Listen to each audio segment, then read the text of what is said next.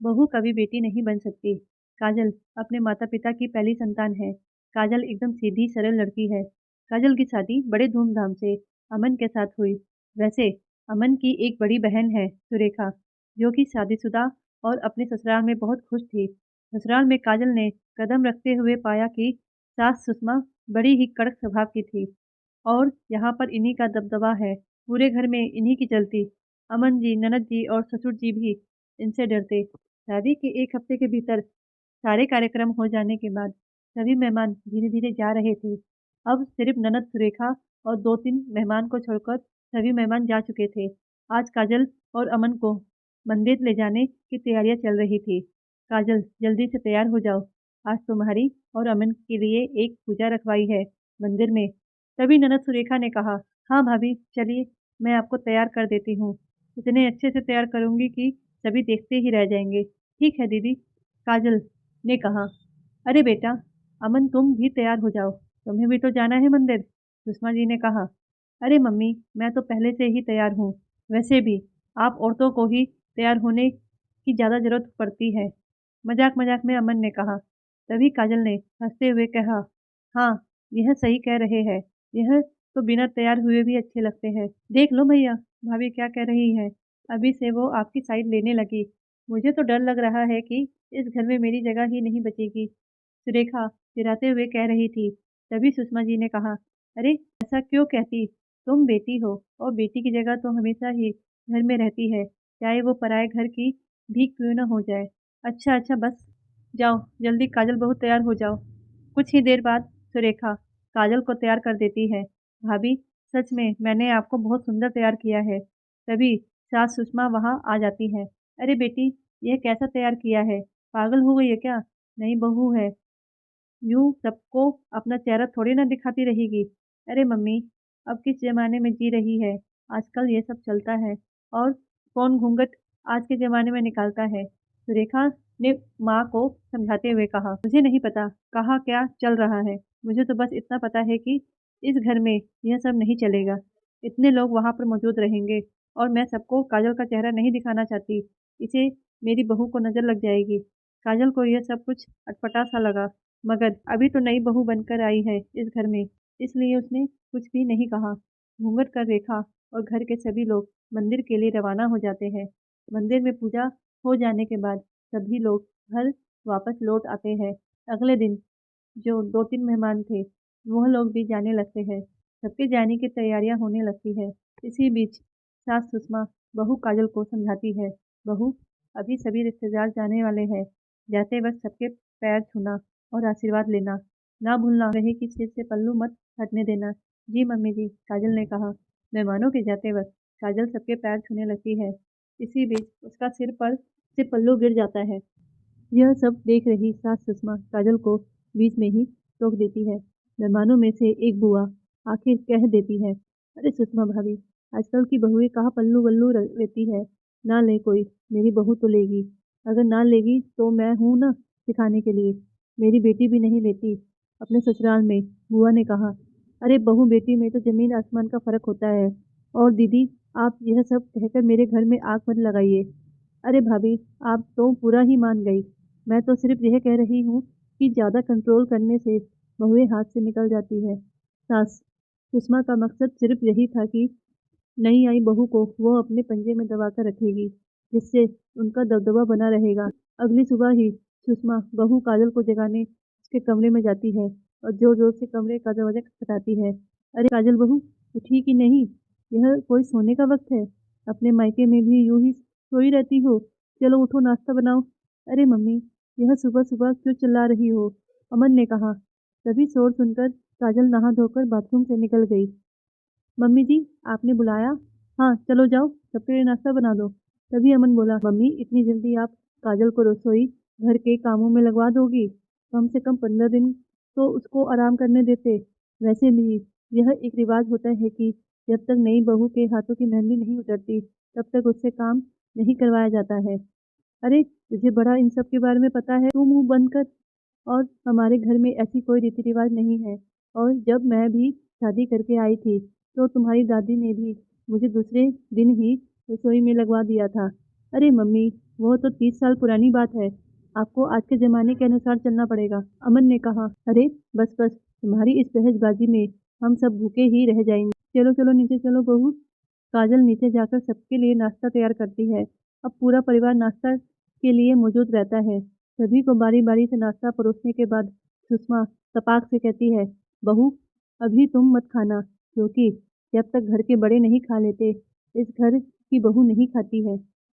काजल सास की बात सुनकर हैरान हो जाती है, जैसे उसका इस घर में कोई दर्जा ही नहीं है। शायद इसलिए सास उसके साथ ऐसा व्यवहार कर रही है। सबके नाश्ता कर लेने के बाद अमन और काजल को छोड़कर सब अब बैठक में आकर बैठ गए। सास का तरीका ससुर जी को गलत लगा, तो उन्होंने उसको समझाया। अरे यह तुम कैसा व्यवहार कर रही हो बहू के साथ? कोई भला ऐसा करता है किसी के साथ? सुषमा जी कहाँ शांत रहने वाली थी। अरे आपको क्या पता लड़की कैसी है कैसी नहीं। अभी से इसे सिर चढ़ा लेंगे तो आगे चलकर मुझे और तुम्हें ही भुगतना पड़ेगा। आप लोग समझ नहीं रहे हैं। अभी वो नई नई आई है। अभी से उसे इसकी आदत डलवा देंगे और काम करने के तौर तरीके सिखाएंगे, तभी तो हमारे कंट्रोल में रहेगी। हाँ मम्मी, आपने सही कहा। हमें भाभी को बंदिशों में रखना पड़ेगा।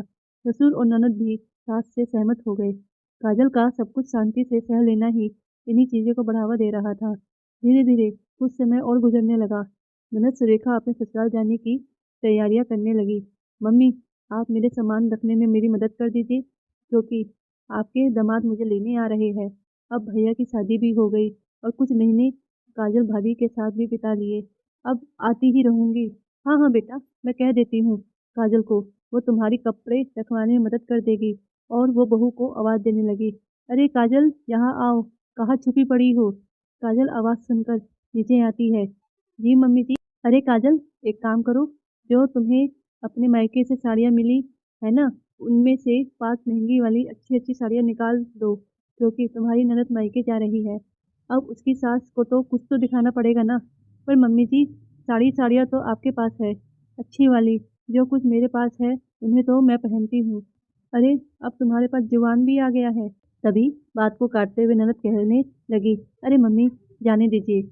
शायद भाभी के मन नहीं है देने का। और वैसे भी मैं कहाँ साड़ियाँ पहनती हूँ। मेरे पास बहुत से महंगे ड्रेस है, उन्हीं को दिखा दूंगी। वैसे भी मेरी सास ताका-झाकी करने वाली औरत नहीं है। सुरेखा को अपने ससुराल में एकदम छूट थी। किसी भी चीज़ की कोई पाबंदी नहीं थी। सुरेखा की सास भी बहुत अच्छी थी। वो बेटी और बहू में फ़र्क करने वाली औरत तो बिल्कुल भी नहीं थी। सुरेखा जो चाहे वो पहनती, उसको पहनावे पर कोई पाबंदी भी नहीं थी। शाम को सुरेखा के पति सुरेखा को लेने आते हैं। आओ भगत, खाना पीना खा लेने के बाद सुरेखा पति संग घर से विदा ले लेती है। ऐसा ही दिन फिर से गुजरने लगे। ऐसे ही एक दिन सास सुषमा देखती है कि बहू काजल फोन पर किसी से हंस हंस कर बातें कर रही है। मुझे तो पता ही था कि यह आराम करने के बहाने किसी न किसी से हमारे घर की सारी बात बताती है और हमारी चुगली करती है। कभी पीछे से बहू का फोन खींच लेती है। यह सब देखकर काजल हैरान हो जाती है। अरे मम्मी जी, यह आप क्या कर रही है? वह सब छोड़, पहले बता तू किससे हमारी चुगली कर रही थी और तेरे कान कौन भर रहा था? सुरेखा ने कहा, ऐसा कुछ नहीं है मम्मी जी, भला कोई मेरे कान क्यों भरेगा? अरे मैं सब जानती हूँ। इस फोन की वजह से तो आजकल की बहुएं ससुराल में बचती नहीं है। नहीं मम्मी जी, वो मेरे पापा का फोन था। वो लोग आज आएंगे मुझे लेने। काजल ने कहा, अरे मुझसे पूछा तक नहीं और तुम्हें लेने आ रहे हैं, ये क्या बात हुई? सुषमा जी ने कहा, नहीं मम्मी जी, वो लोग आ रहे हैं और आपसे पूछ भी लेंगे। ठीक है, आने दो उनको। आने के बाद देखा जाएगा कि तुझे भेजना है या नहीं। शाम को काजल के मम्मी पापा आ जाते हैं। अरे नमस्कार भाई साहब, बैठिए बैठिए।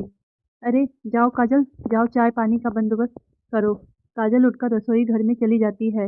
उसके पीछे पीछे सुषमा जी चल देती है। अरे बहू, दूध थोड़ा कम इस्तेमाल करना, क्योंकि दूध आज कम लिया है। और यह समोसे जलेबी कब आई? मुझसे पूछा क्यों नहीं? यह सब सुनकर काजल को बहुत बुरा लगा।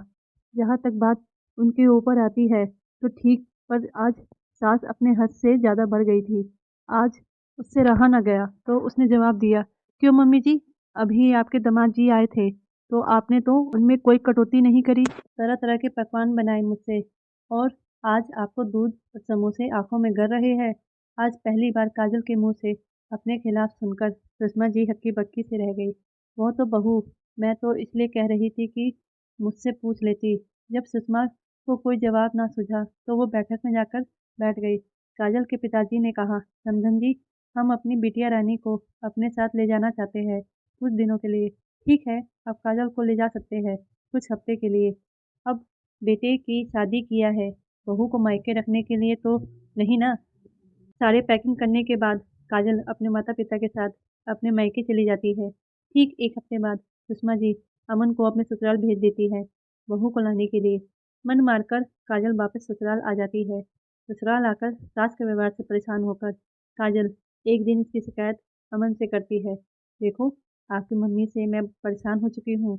यह दिन रात मुझे टोकती रहती है और सच बता रही हूँ, मैं परेशान हो चुकी हूँ इनसे। अमन कहता है, अरे तुम तो जानती हो कि मम्मी पुराने ख़्यालों की है। अब तुम्हें थोड़ा समझ कर रहना पड़ेगा काजल।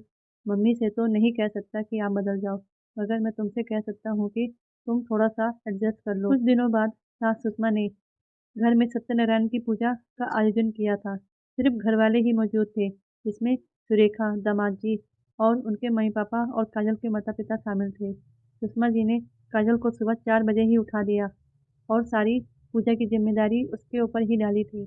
अब तो घर पर मेहमान भी आ चुके थे। सुषमा काजल को हर छोटी से छोटी बात पर चिल्ला रही थी। आज काजल से ना रहा गया तो उसने भी आज जवाब दे दिया। यह सब काजल की मम्मी दूर से देख रही थी। पास जाकर काजल की मम्मी काजल को समझाने लगी और उसे ऊपर के कमरे में ले गई।